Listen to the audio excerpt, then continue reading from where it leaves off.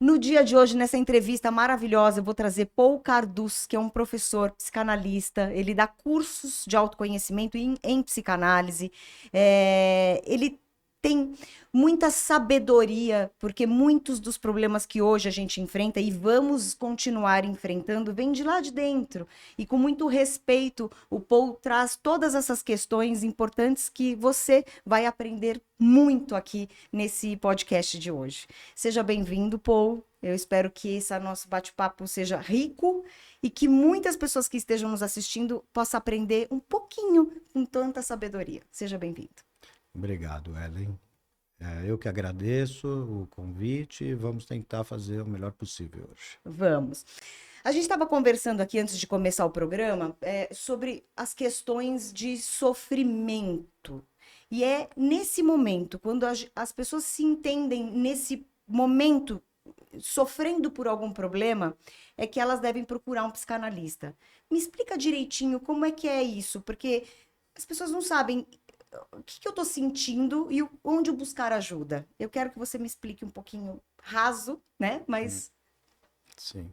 Então, em geral, as pessoas procuram um psicanalista porque eles já tentaram, né, resolver o sofrimento deles em outros campos, como na medicina, com remédios, ou tentando trabalhar mais, ou tentando fazer esportes, e não conseguem. Então, até mesmo a psicanálise nasce, né, do fracasso da medicina. Freud percebe que as pessoas, né, tentavam ali com a medicina resolver os problemas, mas o problema continuava. Então, esse sofrimento, a medicina não consegue dar um tratamento que alivie esse sofrimento, que ele possa ter uma vida mais saudável. Então, em geral, as pessoas vêm por causa desse sofrimento. Mesmo as pessoas que às vezes não sentem um sofrimento, mas têm um sintoma que está limitando a vida, o sintoma está revelando um sofrimento inconsciente, que ela ainda não conseguiu ter consciência do sofrimento que está por trás daquele sintoma. Por exemplo, uma impotência sexual ou uma incapacidade de trabalhar, ou uma compulsão.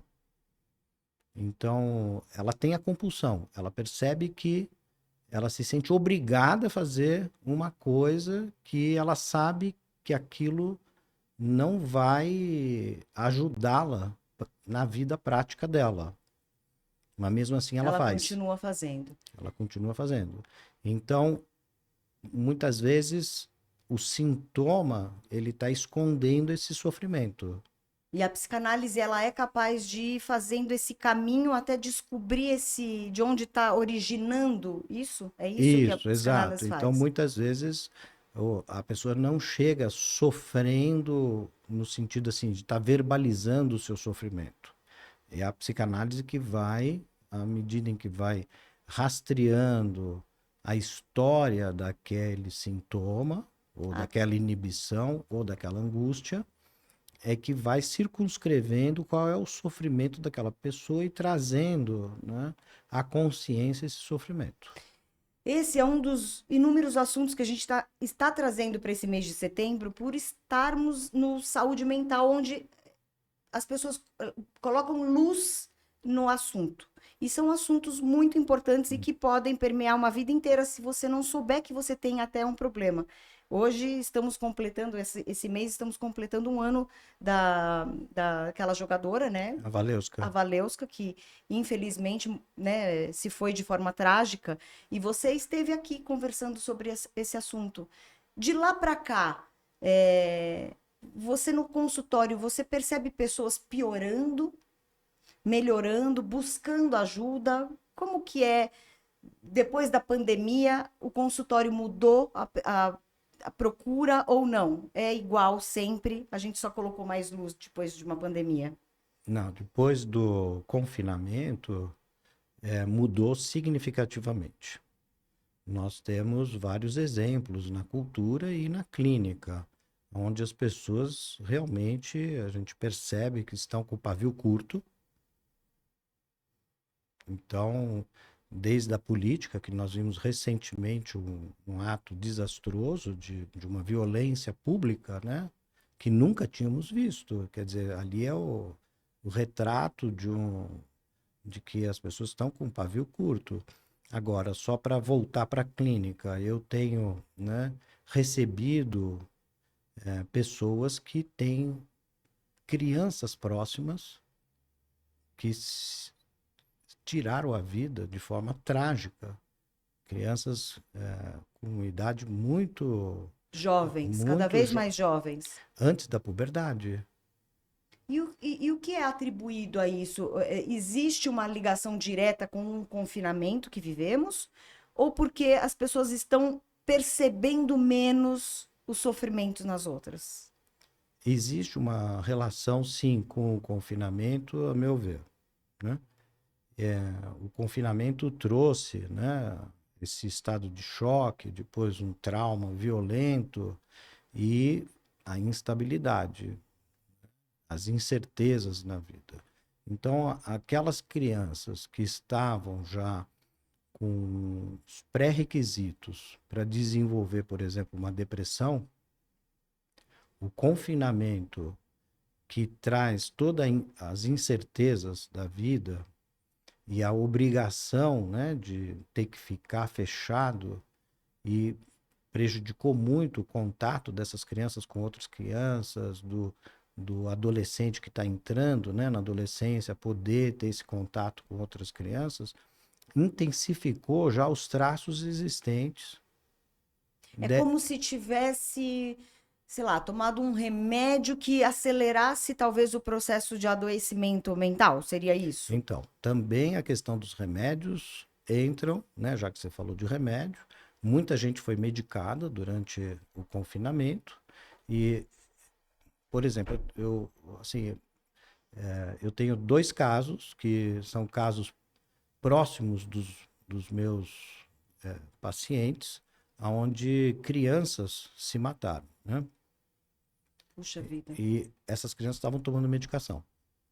Então, então E, o remédio, ele talvez não trate a causa, né? É só o. exatamente. Então, o que que acontece? Em certos casos, pode acontecer de ter um efeito contrário, porque abafa esse sofrimento, anestesia de forma muito forte e não permite que a pessoa tenha consciência de quais são, né, as causas que estão gerando aquela depressão, né?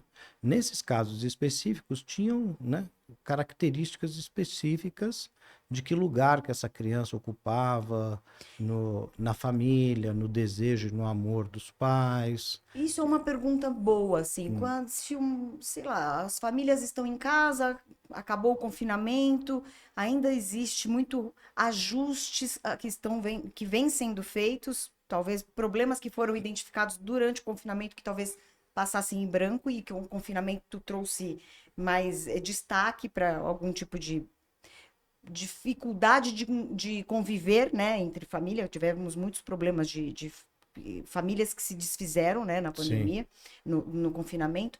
Agora, uma mãe que está em casa, um pai, quais são as características que eles precisam olhar para o filho, perceber no filho e falar, puxa, aqui temos algo a ser desvendado, não sei, investigado, talvez seja a palavra? Sim, sim, sim. Existe um traço que os pais possam perceber, assim, que a gente pode dar como dica hoje? Bem, os sinais são sempre perceptíveis, né?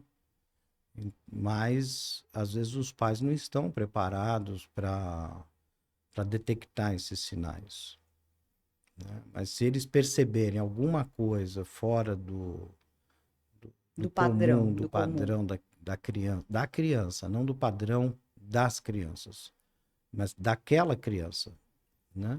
Óbvio, né? Você, como o Freud vai dizer, você tem as funções do eu. Então, você tem a função da alimentação, você tem a função do sono, você tem a função, da sexualidade, você tem a função de trabalho. Então, se essas funções os pais estão percebendo que elas não estão trabalhando a favor da vida, ou seja, a criança de repente aparece com desinteresse profundo de estudar repentino. Então, a função do trabalho para a criança Naquele já é o momento é o estudo, trabalho, é o trabalho dele, é a obrigação, é né? o Sei lá, trabalho o dele, né? trabalho. Uhum. Então, os pais ali precisam se As- alertar para ver o que está acontecendo. Se a criança, de repente, começa a mudar os hábitos alimentares e passa a ficar muito comer demais, ou comer de menos, ou só comer coisas que fazem mal, ter uma propensão a só comer doces, então os pais precisam ficar atentos a isso. Se a criança começa a ter episódios de insônia, então é a função do sono. que é muito importante, né? Para regular Sim, uma série de outras, talvez. sim. A- Na sexualidade, por exemplo, a criança tem sexualidade. Isso é a revolução que o Freud vai fazer, que a sexualidade não aparece na adolescência. Desde que se nasce, tem essa sexualidade. Por exemplo, a criança, desde bebê, ela extrai um prazer em mamar.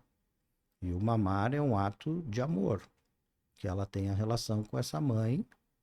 E ali entra o que o Freud chama de sexualidade, que engloba o amor, o vínculo, né, com a mãe. Se a criança começa a ter uma compulsão em querer usar chupeta ou volta, né? Aquelas fases de regressão que algumas Muitas mães, quando criancinhas pequenas, durante o confinamento, voltaram a tomar mamadeira. Criança com 5 anos que aquilo pediu. ali é o quê? Um pedido de mais amor, de mais Sim, atenção? ele está sob impacto, né? Porque ele sente no adulto o que o adulto sentia do confinamento. Aqueles adultos que cuidavam dela passam para ela todo o estado de choque que foi absorvido no momento do confinamento e do grande medo do que estava acontecendo, que ninguém sabia Ninguém sabia, né? ninguém sabia se isso ia desaparecer ou não. No começo pensávamos que eram 3 meses, acabava tudo.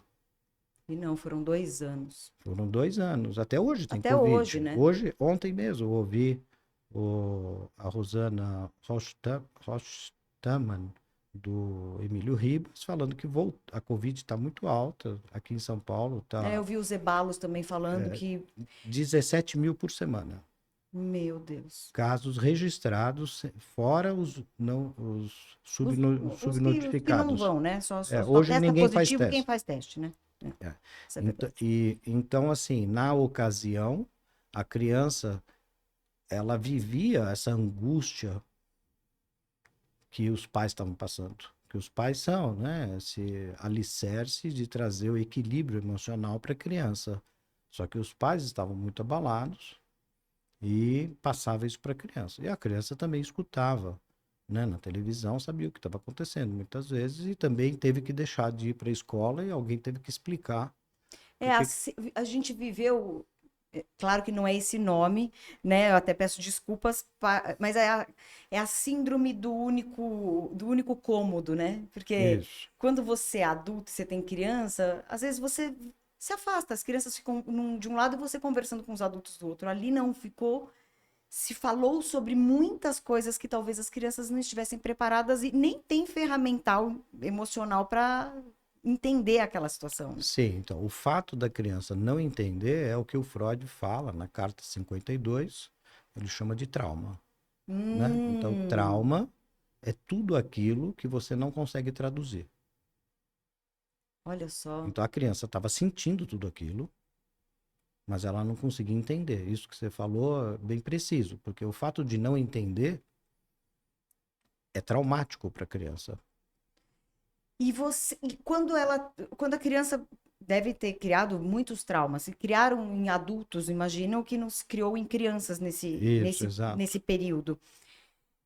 Em que momento a gente consegue identificar que aquilo é um trauma e que precisa ser classificado dar nome para aquilo, porque isso é importante, né? Dar nome para as emoções. Isso. Eu acho que aquele filme, eu não sei se você assistiu Divertidamente, um ou dois, eu sei que é Ainda não. de forma bem rasa, É, mas foi um filme que eu acho que foi um divisor de águas na vida dos pais, porque eles começam a dar nome para aquelas emoções, que eu ouvi talvez fique falar. só no etéreo, e ele passou a ter, sai do abstrato e traz para o concreto. Puxa, aquilo que eu tô sentindo é ciúme. Isso. É. Aquilo que eu tô sentindo é raiva. E é normal. Eu tenho o Uhum, bonequinho da raiva que vai comandar. uhum. O que você precisa saber é dosar o comando, né, Sim, de acordo com a emoção. Eu acho bem importante que os pais e consigam perceber no filho se ele tem esse tipo de traço. Isso aí que você falou foi perfeito, porque se o padrão da criança é comer normal, de repente ela passa a comer muito doce, ou comer muito salgado, ou não dormir, ou dormir demais. São, são indícios de que ali precisa ter um foco, né? exato, exato. A criança pode, por exemplo, ela já desfraldou, está com 7 anos e começa a A ter escapar, escapes. Ali é né? um sinal Então também. já é um sinal que tem alguma coisa. A criança passa a ficar mais nervosa. O que a gente vê é muita criança nervosa. Sim. Eu vi um vídeo Qual que é o termo que é usado para geralmente, né?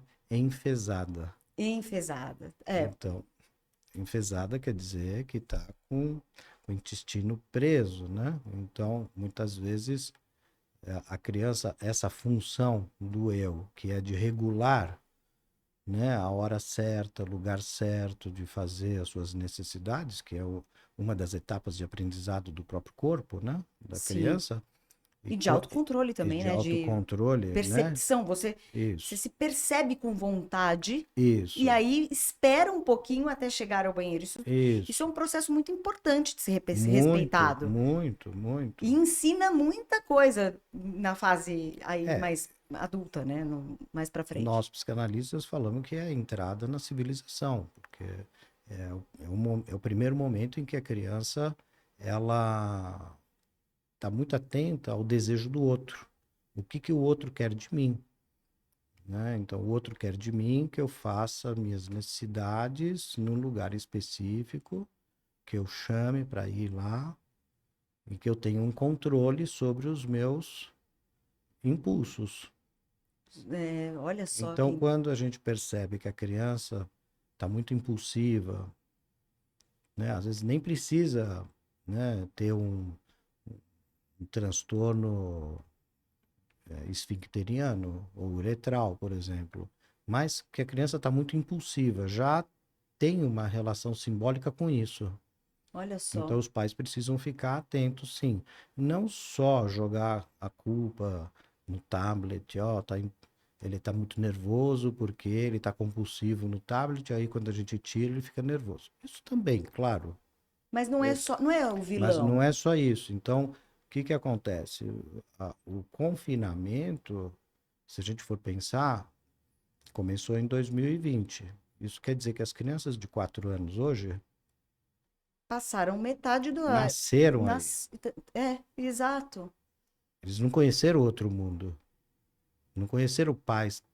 Não entraram no mundo com pais super tranquilos, Pais normais. que Os pais já estavam traumatizados ou já está. neuróticos. Eu não sei como é que Exatamente. o que significa neurose Sim, dentro. sim. A gente dá nome, mas às vezes As é errado, né? crianças de 8 anos hoje já estão entrando na puberdade.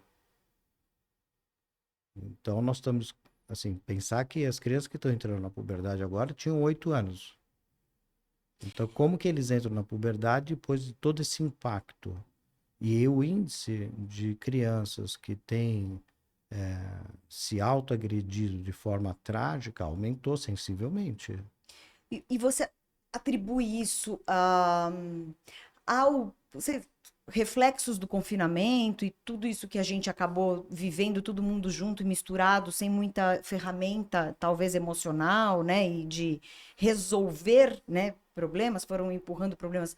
Ou você acha que também, por exemplo, as redes sociais têm trazido isso? Ou não? Não dá para relacionar uma coisa com a outra. As redes sociais, ela não está trazendo também essa compulsão, alguns problemas emocionais, a ponto de chegar nas crianças terem um fim trágico como esse? Olha, as- a- assim, eu posso falar desde o meu lugar de psicanalista, Sim. né? O que eu vejo é um pouco diferente, talvez, do que a maioria dos colegas vê. Acho que nós estamos no começo de uma era de descobrir capacidade das dimensões da mente humana. Então, que as redes sociais e as mídias, elas estão refletindo algo que um potencial que nós tínhamos e que nunca tínhamos acessado, que é de poder ter diversas dimensões de relacionamento. Tá, isso é positivo. Então, você pode hoje estar tão longe e tão perto ao mesmo tempo. Então, uma pessoa está na Austrália, outra pessoa está aqui, abrem a câmera e se conversam. A minha filha mesmo, as duas melhores amigas da minha filha, mais velha, de 13, 14 anos, fez esses dias. Uma mora no Canadá e a outra na Flórida. E são as melhores amigas, assim, E as elas. três se comunicam Muito, todos pelo, os dias. E pelo, trocam aquelas emoções do primeiro amor, que elas estão, cada uma vivendo, né, sabe, as suas primeiras paquerinhas. Você percebe sim, que elas trocam, como é que é aqui, como é que é ali. Então, assim, eu também acho que a era que estamos vivendo de comunicação, para mim é belíssimo. Eu não consigo ver coisas tão negativas quanto as pessoas sim, enxergam. É claro, a porta de entrada está sendo para o bem e para o mal. Isso sim, né? isso, Os conteúdos. Então, mas se você conseguir direcionar o seu filho para consumir mais de um e menos de outro, é sim. uma tremenda de uma ferramenta, né? Sim, então ela traz coisas inimagináveis, né? De capacidades que o ser humano pode ter que a gente nem ainda acessou. E o que vem pela frente a gente ainda nem sabe. Então, assim, por exemplo, a minha mãe era uma senhora de 80 e tantos anos que ela visitava as sobrinhas que moram no Canadá, que visitava as cunhadas, que uma morava no Líbano, outra na França, visitava os primos que moram na Austrália, porque nós saímos do Egito e com a Revolução, nós somos refugiados, Olha que legal, e eu quero saber um pouquinho na depois disso. época, na época, para você se comunicar, você tinha que mandar uma carta que levava um mês para chegar. Aí, quando chegava no Egito, essa carta era aberta pelo Estado e Nossa, era censurada. nesse nível de. Sim, claro. Os telefonemas eram acompanhados pelo Estado. E para se telefonar na época, pensa, 1962, 1961, é, você tinha que pedir o telefone, esperar, depois de horas, ou às vezes depois de um dia. Hoje você dá um clique, abre e elas se visitavam para ver como que estava o cabelo, como é que a comida. Ah, eu não sei por quê, mas eu acho isso Então, tão lindo. então isso para um idoso é fabuloso, porque ele não pode sair de casa, mas ele ao mesmo tempo está se comunicando, interagindo com as pessoas que ele ama. Agora, o mau uso, isso está em tudo. Você pode ter o mau uso do livro, Uhum. da criança ficar confinada dentro do quarto dele, ficar isolado e evitar os relacionamentos e ficar só no livro. O livro é excelente, porque ele abre o mundo, mas para certas pessoas pode ser Fechar o mundo. fechar o mundo, Você não enxerga né? mais nada, você só Então, acredita naquilo que você leu, naquelas linhas que exatamente. foram escritas por alguém que Depois tinha veio, um. depois veio a televisão. Aí todo mundo fala, ah, a televisão vai acabar com o mundo, porque as crianças ficam na televisão, não sei o quê. As famílias em frente do Aí o tubo. videogame. Ah, a criança está viciada em videogame. Bem, aí depois veio o celular e as mídias e tal. Então, acho que a gente não pode cair num discurso apocalíptico e acho que a gente tem que tentar entender que essas coisas precisam ser mediadas pelos adultos. Os adultos também, né, podem mais ou menos regular o acesso deles, o que que eles querem acessar, o que que eles não querem, que horas, como, não se deixar atrapalhar por isso, não virar um sintoma. Mas é verdade que por trás dos jogos e tudo mais, a coisa é muito bem montada para realmente capturar e É, fazer com que crianças, adultos, idosos queiram ficar o máximo possível. Isso se chama, né, muito simplesmente, sedução. sim. É, Então, é dopamina que fica então injetando mentalmente? É isso mesmo ou não? eles fazem tudo para que possa, né, O vício, né? estimular a parte cortical do lobo frontal, que gera dopamina. Então, isso é feito, mas isso também é perfeitamente reversível, rapidamente.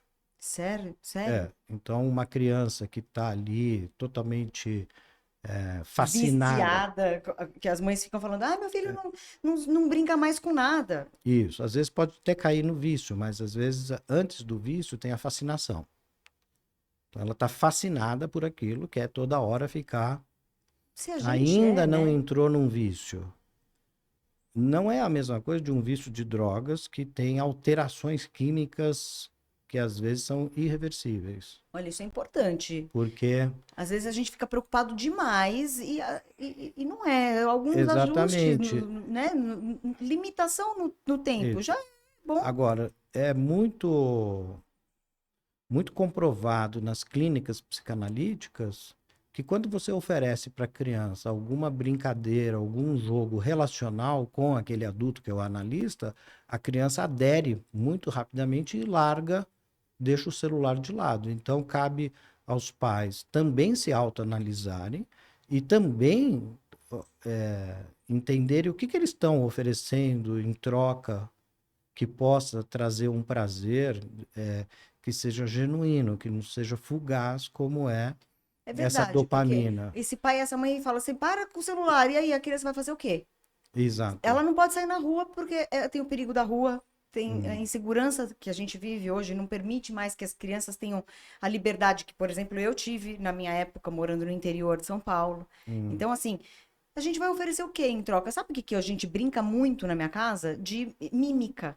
Sim, é. É muito legal porque você acessa palavras, movimentos, você tem que ficar acessando várias coisas para você conseguir demonstrar ali numa química, na mímica. Isso é muito interessante, é uma brincadeira Sim. que a gente faz sempre. Sim, eu fui o primeiro a introduzir num grupo terapêutico no hospital psiquiátrico nos anos 90 a mímica entre pacientes psicóticos. E que, assim, era muito interessante, e que eles aderiam e tinham um momento muito lúdico e ao mesmo tempo de muito vínculo uns com os outros, estabelecia vínculos através da mímica, a gente fazia jogos de mímica e eu que dirigia. Eu inventei isso, achei que ia ser legal, propus, comecei a ver que isso funcionava legal dentro daquele grupo e foi muito interessante. De fato, a mímica é Não, a uma das mímica brincadeiras que as crianças adoram. é muito Agora, então divertido. cabe também ao adulto querer se divertir com essa criança, querer oferecer alguma coisa. Agora, se o adulto não oferece, a Aí, criança fica refém de outras coisas que vão oferecer, né? Esse divertimento, essa distração, ou às vezes até informações que ela não tem pelo vínculo com o adulto. Então, acho que a psicanálise mostra bem que muitas vezes a questão dos celulares e da saúde mental da criança, ela depende diretamente do desejo dos pais de querer brincar com essa criança, querer integrar essa criança no desejo deles. Que essa criança seja inscrita no amor e no desejo desses pais. é isso, né? Eu acho que, sei lá, de 20, 30 anos, os pais, ambos foram para o mercado de trabalho Uhum. para dar uma melhor vida, porque ela fala assim, eu quando tiver meu filho, eu vou dar o dobro do que eu tive, porque os pais Sim, naquela geração tinham menos, né, opções de oferecimento para esse filho. Então esse pai e essa mãe saíram, falaram para gente fazer uma família, eu oferecer tudo que eu não tive, nós vamos trabalhar mais. Só que aí, ao mesmo tempo, as crianças perderam tempo de rua, perderam as relações sociais na vida delas e também perderam os pais. Então, Sim. realmente é as crianças dessa última geração, que hoje tem 30 anos, 20, elas estão perdendo mesmo. Elas não têm mais nenhuma das duas referências, né? De Sim. teste social a- por meio dos amigos e nem dos próprios pais, né? Que estão preocupados em trazer mais dinheiro para dentro de casa e estão perdendo a brincadeira de mímica. Sim, exato, exato. E isso é tão importante, né? Porque põe a relação em andamento e que a criança pode, então, estabelecer algo que é muito importante, além de outras coisas, que é a confiança no adulto, Poxa vida, isso é né? sério. Ela tendo essa confiança no adulto, essa confiança se estabelece como? Através de dar risada, brincar, jogar junto, através dessa parte lúdica mesmo, É, né? porque a vida precisa trazer E esse. isso vai trazer para a criança uma confiança nela mesma. Então ela vai crescer com uma confiança em si. Essa confiança em si, ela decorre de ter podido de fato confiar no adulto. O Que núcleo familiar é muito importante. muito, muito, E as pessoas, elas estão talvez negligenciando essa parte. muito, Você muito. sente isso É o no. que você disse, elas estão pressionadas, têm conflitos. Então, como que fica a saúde mental de uma mãe que ao mesmo tempo ela se vê praticamente obrigada e às vezes de fato obrigada a ter que ir trabalhar e deixar o filho na mão de outros que ela não tem tanta confiança e nem sabe o que está acontecendo de fato.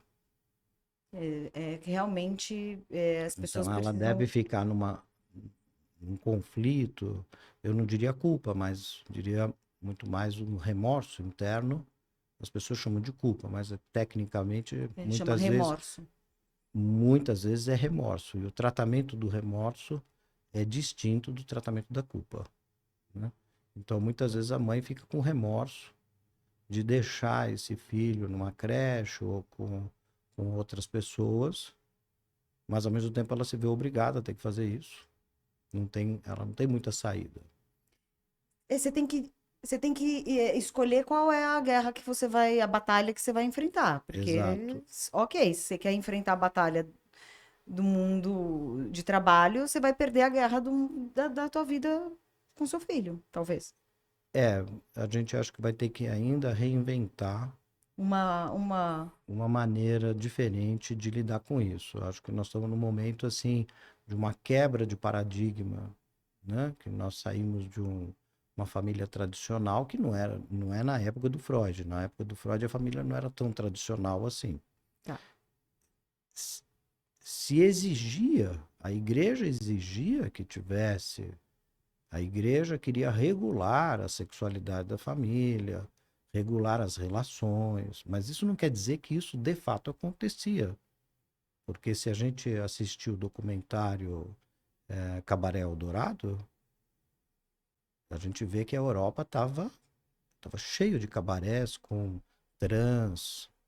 Isso Já tinha algo, já né? tinha na época do Freud. Os casos que o Freud apresenta são casos onde mostra que a família não tinha nada de, assim, que era Mas regulada, assim. então essa regulação não foi talvez uma alternativa para a solução de alguns problemas que existiam? Então, existiam problemas. Nós conseguimos abrir, né? E aqueles que desejam desfazer um laço matrimonial e refazer, eles têm o direito. Não quer dizer que eles têm a obrigação, eles têm o Sim. direito de fazer. Só que nós caímos em outros problemas. É, Isso para não solucionou, para né? cada talvez solução aparecem novos problemas. Exato, isso nós chamamos de sintoma da cultura. Então, você soluciona uma coisa imediatamente aparecem outros O sintomas. burnout é um desses, talvez, problemas de uma solução que se resolveu. Ah, vamos ganhar mais dinheiro, então vamos todo mundo sair para trabalhar, vamos trabalhar igual uns loucos, vamos criar nossa vida patrimonial até 30, 40 anos, e aí vai ser pai e mãe. Aí a E, mulher ah, tem o relógio biológico hum, que já hum, impede, e aí hum, talvez dos 35 aos 40 ela começa a ficar enlouquecida. sim, Aí tem o marido com burnout, criança com burnout, porque aí a mãe coloca essa criança para fazer inúmeras atividades.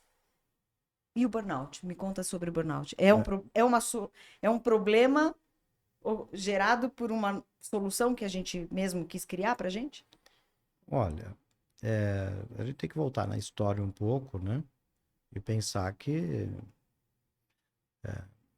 na história nós já tivemos povos que trabalhavam muito mais, trabalhavam o dia inteiro, né? E não Então, existia burnout naquela época. não estava classificado, mas tinha gente que não aguentava, né? Chegava uma certa hora que a pessoa entrava no que o Freud não chamava de burnout, vai chamar de esgotamento.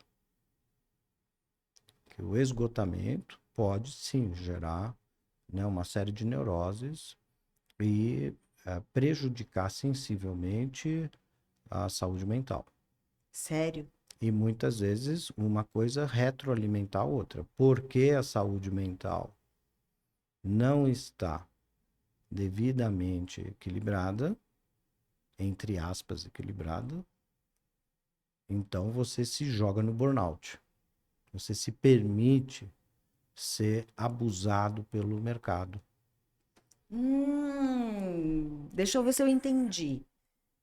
As pessoas estão com alguns problemas em alguns setores da vida, e aí elas usam o excesso, talvez, de Isso. atividade para fugir daquele problema que ela precisa enfrentar. Exato, exato, é exatamente isso. Pode ser uma defesa para não entrar em contato com os conflitos que ela tem, né, que são muito maiores do que o próprio burnout. Mas Então ele vai virar um workaholic para não ter que pensar em absolutamente nada, não dá nem tempo de ele se dar a chance de pensar que aquilo é que ele tem um problema para resolver. que ele tem um problema interno para resolver. Só que a hora de dormir, então os É o pensamentos vêm que famoso são os quando sonhos. você deita a cabeça no travesseiro. É, exato. Mas mesmo que consiga dormir, os sonhos acabam Ah, não, mas tem não muita gente mostra. que não consegue dormir. Então, exatamente. E aí só dorme com remédios.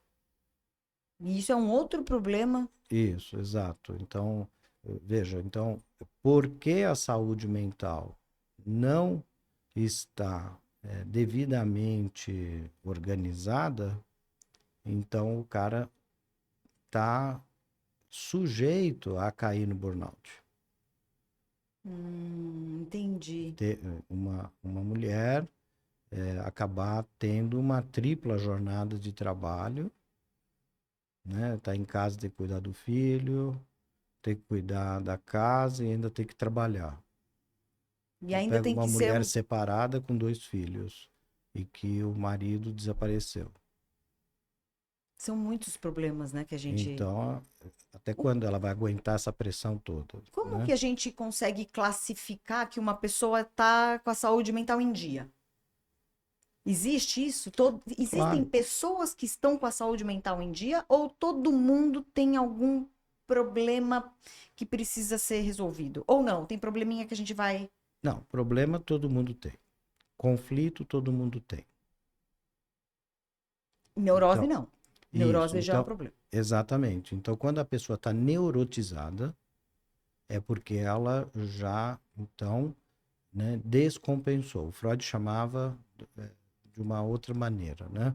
Ele ia dizer que já tem um caráter, os conflitos passam a ter um caráter patogênico. Ele vai dizer, bem, mas o que que a psicanálise oferece para o seu paciente? existe ali Claro, vários caminhos. sim. Então ele vai falar, olha, o- uma vez ele foi questionado em Nova York e perguntaram, bem, quanto que você está satisfeito que uma análise chegou a algo que satisfaça? Ele fala, quando o meu paciente puder amar e trabalhar. Olha só, é o equilíbrio. É isso. Então, ele recuperou a capacidade de amar e recuperou a capacidade de trabalhar. Por quê? Porque a saúde mental vai estar relacionada a isso, a tirar o caráter patogênico dos conflitos, que esses conflitos são naturais da vida, só que eles podem passar a ter um caráter patogênico que atrapalha a capacidade de amar e a capacidade de trabalhar. Ou então, só a capacidade de amar e não de trabalhar, ou então de trabalhar e E não de viver. de amar. Então a pessoa pode amar, né, ter um amor, muito bem, obrigado, mas está sempre fadada ao fracasso no trabalho. Então ele faz um texto bastante interessante chamado Arruinados pelo Êxito, onde ele Olha, vai adorei, mostrar, hein? Arruinados pelo êxito. exato, que isso é muito comum, né? Onde a pessoa, no auge da profissão, Eu conquistei tudo, ele mas não tenho nada. comete um erro que põe tudo a perder. Tem alguns casos que são clássicos, né? O Elvis Presley, Amy Winehouse, Aliás, a gente Marilyn vê Monroe, muito isso, né? Quando exatamente. eles conseguem. O sucesso, jogadores de basquete, de vôlei, de beisebol, que estão no auge, né, da sua profissão, cometem erros que põem tudo a perder, né?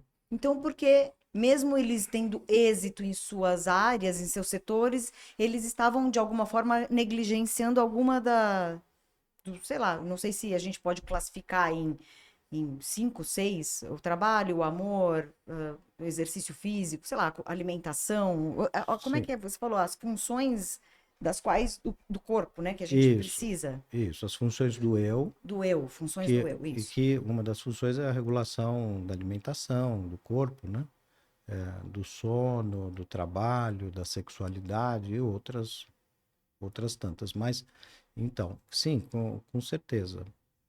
Eles foram se desenvolvendo, criando sucesso, mas não foi em todas as funções de forma equilibrada. Sim, então, eh, eles carregam, né? Geralmente esse tipo de traço carrega um sentimento de dívida, remorsos, um sentimento de culpa, e que o sucesso faz com que ele reviva essa culpa, esse remorso e essa dívida, e ele precisa então se autopunir.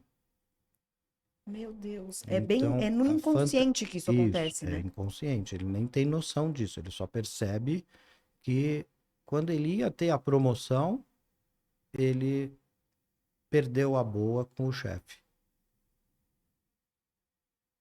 E Olha além que. de não ter a promoção, ainda foi demitido. Ou que ele cometeu um erro que vai impedir de ter aquela promoção. Gente, mas é maluco pensar que isso a gente faz de forma inconsciente, né? Sim, claro, E, claro. e a psicanálise, ela trata de fortalecer esse inconsciente para ele também ajudar o consciente a tomar boas decisões, ou não? Ele sempre vai ser rebelde. Não, então, aí é porque ele fez uma conexão, uma falsa conexão entre um elemento e outro. Então, ele fez uma conexão entre, por exemplo, um desejo de assassinar o pai, né, naquele conflito que o Freud tanto usou do Sófocles, do complexo de Édipo, né, que você quer matar o pai para ficar com a mãe ou a menina, né? Tem toda a rivalidade com a mãe para ser a única amada pelo pai. Eu tive muita rivalidade com a minha mãe. Você tinha Muita. falado. Eu disputei a vida inteira o amor do meu pai com a minha mãe. Foi impressionante.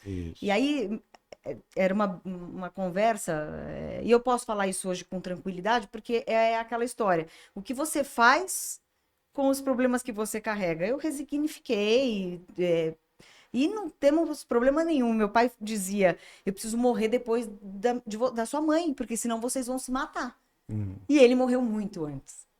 E sim, nós nos tornamos as melhores amigas. sim, E sim. foi incrível que o que você trouxe aí do complexo de Édipo, porque parece que não existe, parece que é alguma coisa que foi contada lá atrás, mas não é muito mais real e muito mais comum do que a gente pode imaginar. Hum. Eu realmente disputava mesmo esse amor. E aí, quando ele, meu pai, morreu, a gente olhou uma para a cara do outro e falou assim: a gente se, se encontrou, eu e minha mãe. A Sim, gente falou: meu Deus, sim, somos melhores amigas, né? sim. É, foi bem maluco Mas isso. então, um depoimento como o seu, ele permite que se tire esse falso pudor desses sentimentos das crianças, né? Que têm esses desejos e que esses desejos vão fazer parte da vida dessa pessoa. Então, quando a pessoa toma consciência desses desejos, então ela pode dar um destino para isso. É aquela história da gente dar Então, nome para aquelas sensações que a gente está sentindo, né? e além de dar o nome, ela tem a possibilidade de desconectar uma falsa conexão. De que o fato que você teve um desejo dessa ordem te torne uma criminosa. É, não, não. Então, você desconecta isso e, portanto, o que que acontece? A fantasia de autopunição, ela não tem mais sentido na sua É vida. o juízo de valor, né? Que as pessoas às vezes dão para Isso, alguma isso. O Freud vai chamar isso, o juízo de atribuição. juízo de atribuição. É isso, Isso. né? Você. Você não atribui mais um valor de que você, então, é um réu que precisa ser punido e que você não merece o sucesso no trabalho e, portanto, quando vai chegar ao sucesso ou quando você alcança o sucesso, você precisa perder tudo Para poder porque se você não sentir melhor. merece. É isso. Você não merece, uma vez que você desejou tantas coisas ruins quando rivalizou com a mamãe, quando você era E é muito criança. comum, né? Isso, A não, isso faz filha parte, rivalizar com a mãe, né? claro, e E tem muitas vezes a essa mãe também rivalizar. rivaliza. Porque muitas vezes, quando a filha rivaliza demais, isso torna-se uma coisa muito explícita, é porque ela encontrou um certo respaldo de rivalidade na mãe.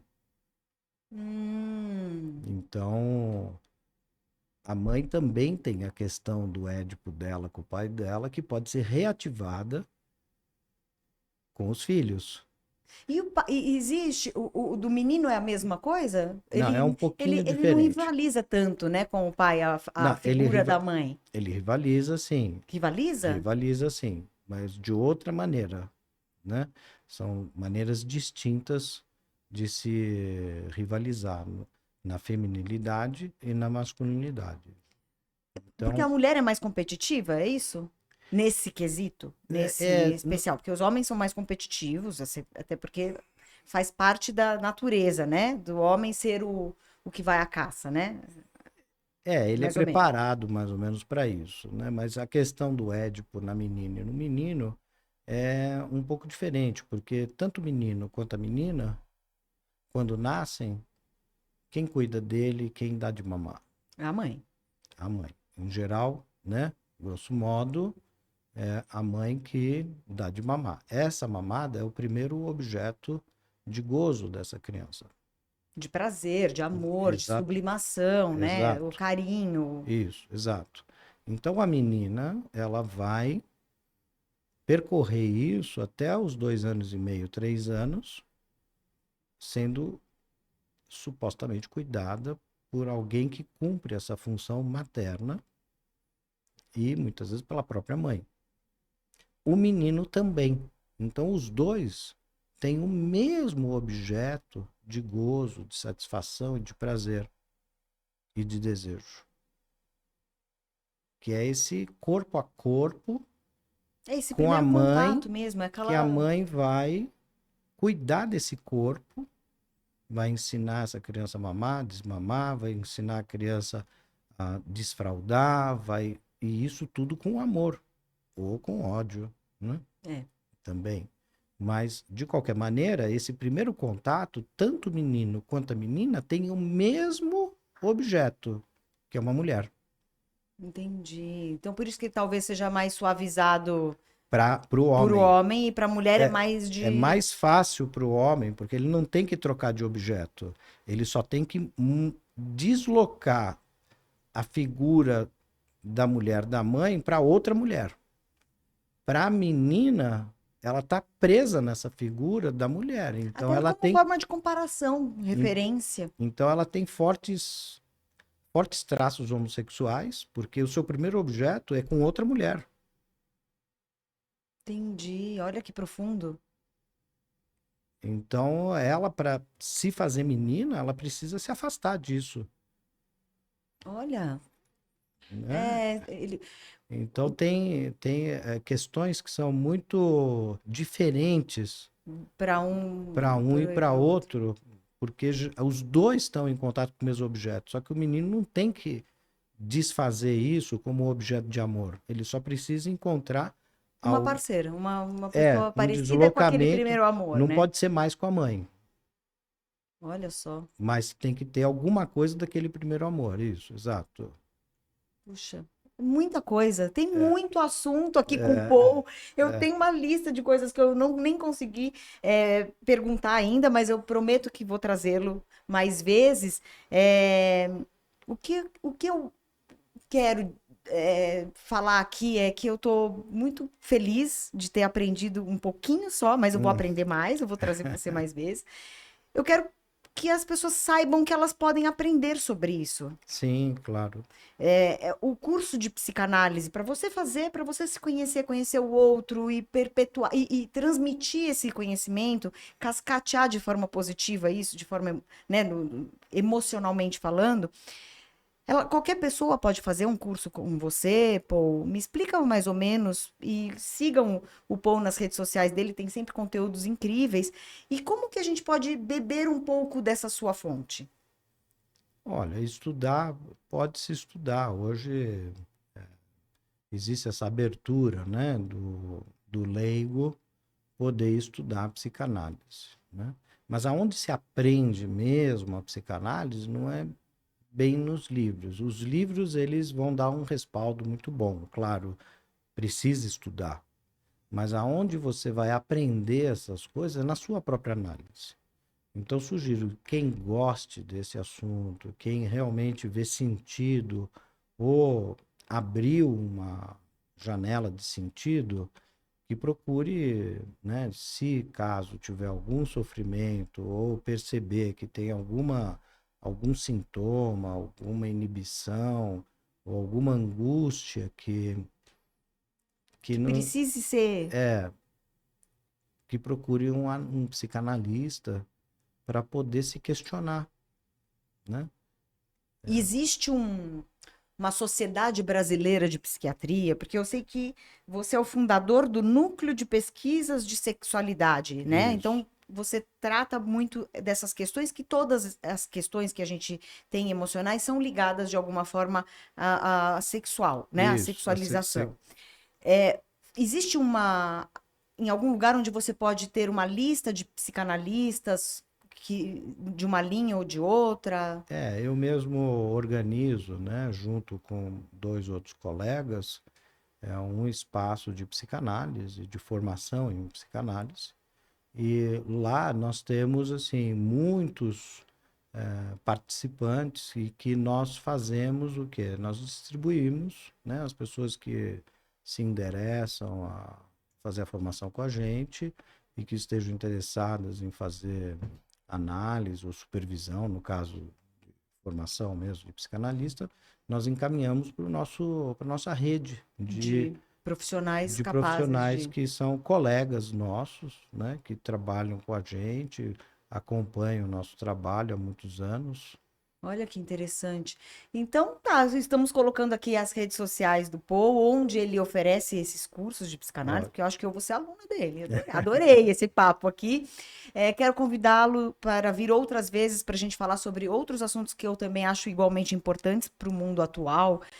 Identidade de gênero, que ele tem um livro que ele foi coautor, organizador na curadoria de conteúdo.